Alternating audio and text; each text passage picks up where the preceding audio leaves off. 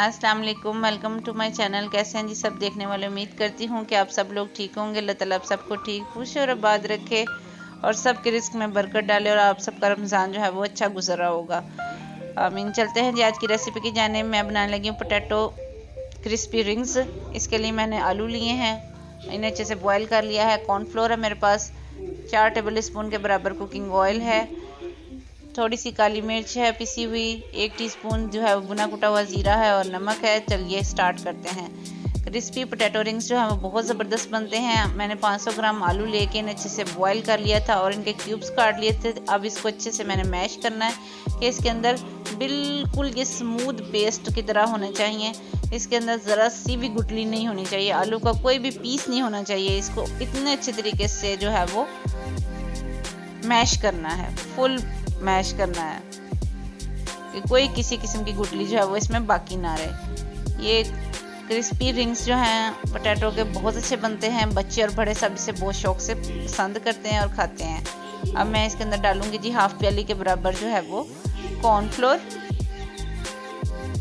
और साथ ही इसके अंदर मैं नमक, ज़ीरा, काली मिर्च जो है वो डाल दूंगी। ज़ीरा जो है भुना हुआ कुटा हुआ जो है वो मैंने यूज़ किया, आप पिसा हुआ भी यूज़ कर सकते हैं। अब इसको मैं अच्छे से मिक्स करूंगी, इसकी बाइंडिंग जो है वो ताकि अच्छे से हो जाएगी। अच्छे से ये एक आटे की तरह जैसे होता है इस तरह इस फॉर्म में आ जाएगा। देखें आ चुका है, बस 2 से 3 मिनट लगे हैं इसे मुझे इसी तरह से। अब मैंने इसके अंदर 4 टेबल स्पून के बराबर जो है वो कुकिंग ऑयल जो है वो ऐड करना है। 4 टेबल स्पून जो है वो डाल रही हूँ।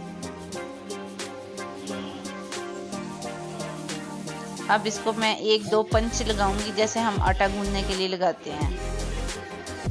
ये बहुत ज़बरदस्त किस्म का फाइन आटा सा जो है वो बन चुका है। अब मैं इसके 2 पेड़े बना लूँगी ताकि हाथ में आसानी से जितना आ सके। अब इसको साइड पे करते हैं। ये बोर्ड को मैंने हल्का सा ग्रीस कर लिया है और हाथ को भी, तो इसको मैं बोर्ड के ऊपर फैला लूँगी।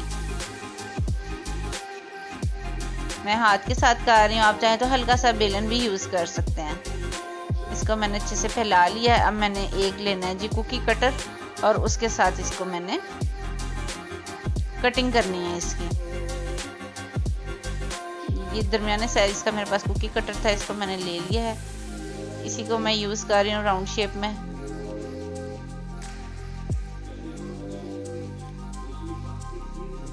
फिर मैं एक लूँगी जी छोटी सी बोतल का कैप, उसके साथ इसके सेंटर में से इसको मैं निकाल लूँगी। आप कोई सी भी चीज़ यूज़ कर सकते हैं, कोई ग्लास यूज़ कर सकते हैं। अगर आपके पास डोनट कटर है तो आप वो भी यूज़ कर सकते हैं। इसी तरह से एक एक को प्रेस करती जाऊंगी मैं, तो ये हमारे जो रिंग्स हैं बड़े अच्छे से बनते जाएंगे। और अब मैं इसकी साइडों को उठाऊंगी और रिंग्स हमारे जो हैं वो बोर्ड के ऊपर रह जाएंगे। ये जो बचा हुआ बैटर है फिर से इसके बन जाएंगे और रिंग्स जो हैं वो अलग होते जाएंगे। उनको मैं प्लेट के अंदर रखती जाऊंगी, अंदर वाले छोटे भी निकालते जाएंगे और इसी तरह जो बड़े रिंग्स हैं वो प्लेटर में मैं रखती जाऊंगी। और जो बचा हुआ हमारा बैटर है फिर से उसको एक पेड़े की शेप दे के फिर से आप इसी तरह बेल के दोबारा से इसके रिंग्स जो हैं वो काट सकते हैं। ये आपका वेस्ट बिल्कुल भी नहीं होगा। एक बार फिर देखें, बहुत इजी बनते हैं और बड़े ही अच्छे क्रिस्पी और टेस्टी बनते हैं। सब बच्चे और बड़े इसको शौक से पसंद करते हैं। फिर से इसको कुकी कटर के साथ मैं कटिंग कर रही हूँ इसकी। ये कोई मुश्किल नहीं है, बहुत इजी है, आसानी से आप बना सकते हैं।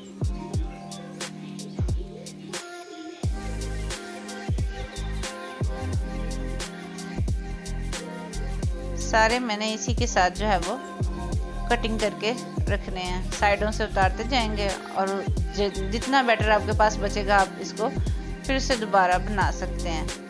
आपका मटेरियल जो है वो वेस्ट नहीं होगा। ऐसे सारे हमारे पोटैटो रिंग्स जो हैं बनकर तैयार हो चुके हैं। अब मैंने एक कढ़ाई ली है और इसके अंदर मैंने कुकिंग ऑयल लिया है और बिल्कुल स्लो हीट के ऊपर इसे मैंने गर्म करने के लिए रख दिया था। ऑयल हमारा अच्छे से गर्म हो चुका है। अब मैं इसको डालती जाऊंगी। बिस्मिल्लाहिर्रहमानिर्रहीम।